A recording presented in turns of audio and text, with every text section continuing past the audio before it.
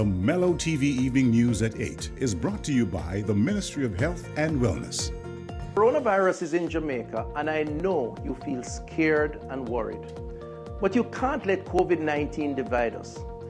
Coronavirus infects all kinds of people. It doesn't discriminate. So why should you? When someone coughs or sneezes or shows signs of the virus, tell them to call 888-1-LOVE immediately. And remember, stay 3 feet away, but don't attack or disrespect them, because we're all in this thing together. Come on, Jamaica, cut the hate and don't discriminate. Let us stand together and fight COVID-19 as one family, one nation.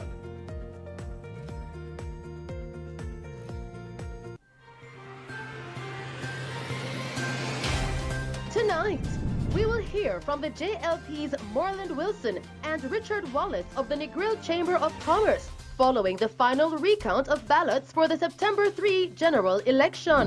Still tonight, unidentified man killed and illegal firearm and ammunition recovered during a confrontation with the police in Painland, Kingston 14. And 2 additional men arrested and charged in connection with the murder of 36-year-old Tamara Geddes.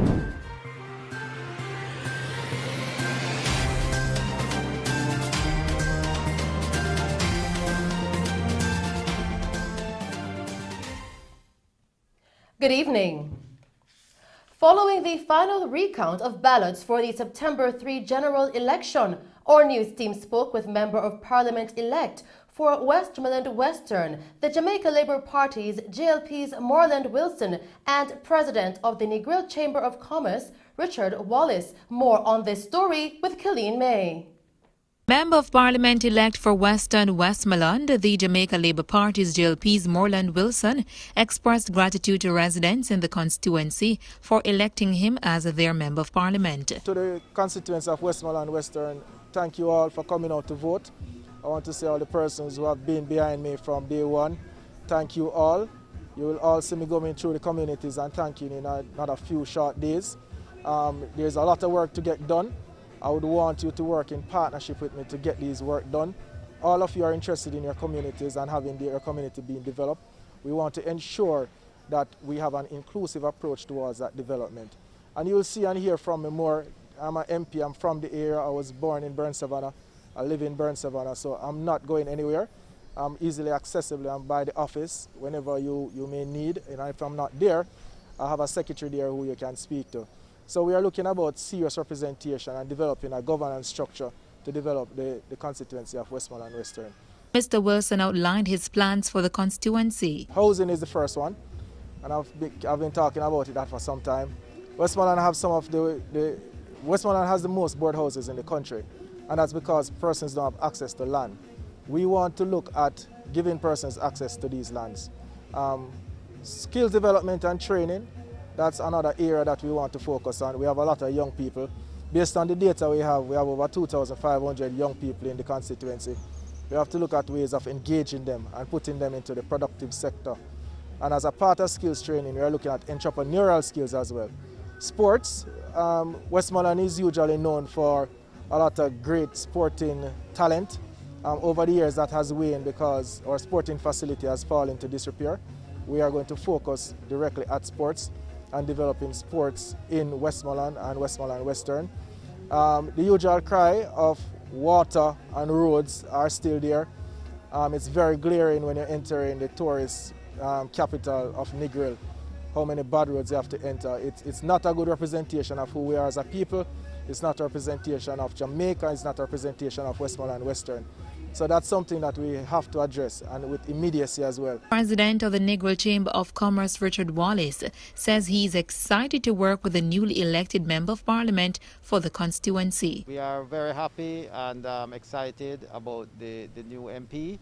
We have been talking to him, and he's ready to start working with us, and we're very appreciative of that. There's a lot of work to be done in Negril, so we're looking forward to working with him. Mr. Wallace further shared issues within the constituency that he would like Mr. Wilson to address. We would like to see the fruit and vegetable market. We have done some work on that. That is on the way, and we'd like to see that completed. We also did some work in regards to a sidewalk from the Negril All-Age School to the town center. Right now the children have to be walking in the road, in the middle of the road. It's very dangerous for them. We started that project years ago. I know that the funds have been allocated for it, so we want to get that going right now.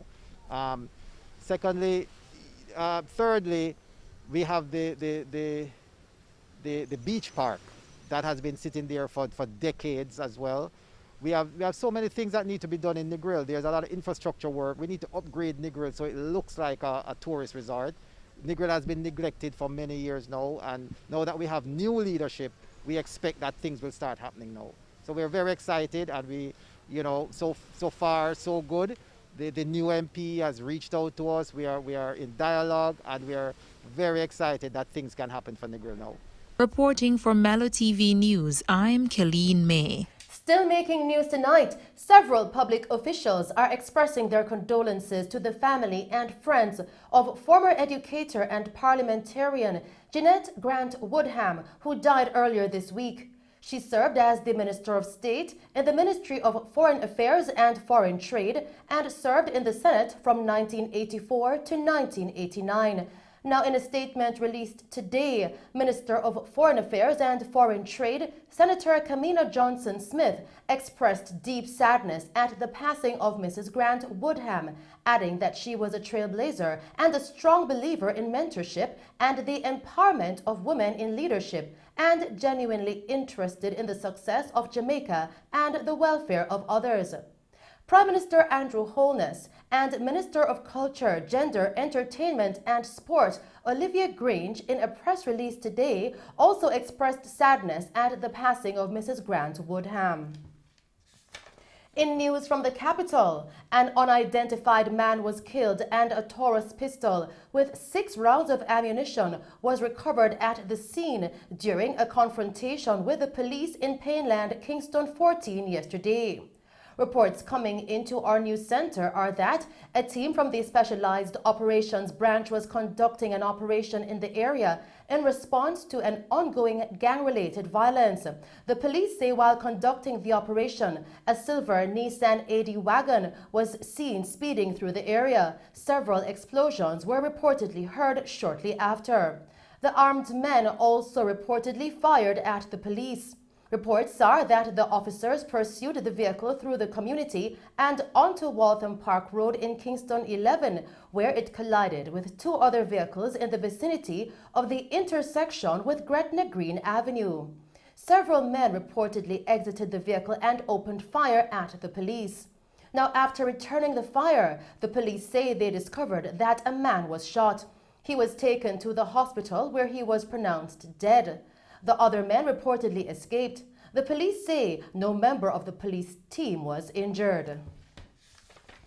In news from Trelawny, 2 additional men have been arrested and charged in connection with the murder of 36-year-old Tamara Geddes of Reserve District in the parish. Charged with murder and conspiracy to murder are 24-year-old Brian Shelley and 23-year-old Rexon Knott, both of Norwood in St. James. The police say both men were identified during an identification parade last month. Now, according to the police, Shelley in a statement admitted that they were contracted by one of the accused, Owen Irving, on behalf of Nadine Geddes, another accused, to kill Tamara Geddes for the sum of $100,000. Shelley and Knott have been jointly charged with 4 other persons who were previously charged and are now in custody. They are 39-year-old farmer Nadine Geddes, 21-year-old Shanice Ruddock, Owen Irving, and a juvenile, all of Reserve District in Trelawny. All 6 accused are scheduled to appear before the Trelawny Parish Court on Wednesday, October 14. Back in the capital, a man was taken into custody following the seizure of a firearm and ammunition in Majesty Gardens, St. Andrew, yesterday. Now, according to police reports, a team of detectives from the Specialized Operations Branch was conducting operational activities in the community yesterday afternoon when they accosted a group of men along the roadway at approximately 3:15 p.m. Further to the report, the men were searched and one of them was reportedly found in possession of an illegal Browning pistol with a magazine containing 1 round. The man was subsequently arrested. Still making news, night courts have been suspended with immediate effect due to the new curfew hours. In a press release yesterday, the Court Administrative Division announced that persons who have matters for night court should contact the respective courts for further information. The judiciary also urged court users to adhere to the COVID-19 guidelines. In the meantime, the judiciary of Jamaica says it wishes to advise spirit license applicants that they are no longer required to turn up at the Kingston and St. Andrew Parish Court in Halfway Tree tomorrow, September 10. Applicants will be advised of the outcome of their applications by phone. For applications not granted, the applications are to be heard at the next sitting. The judiciary of Jamaica also said that the decision was taken to discourage public gatherings and promote physical distancing in a bid to limit the spread of COVID-19. Members of the public may contact the Kingston and St. Andrew Parish Court at 876-926-3750 and 876-633-7105, or the Court Administration Division CAD at 876-613-8800 for further information. Persons are being advised to visit the following websites: www.cad.gov.jm and www.parishcourt.gov.jm for information on new court dates. In other news tonight, the National Water Commission, NWC, says it has reduced some of its operational activities in the St. Andrew-based Morosca Road branch for deep cleaning and sanitization as part of COVID-19 precautionary measures. In a statement released earlier today, NWC advised its customers and the general public that the commercial office is separate from the operational division and remains open for business. NWC is further reminding customers that several commercial activities can now be processed online at www.nwcjamaica.com. And those were the stories making news. I return with a recap. We'll now take a break and then join Christopher Scott with sports.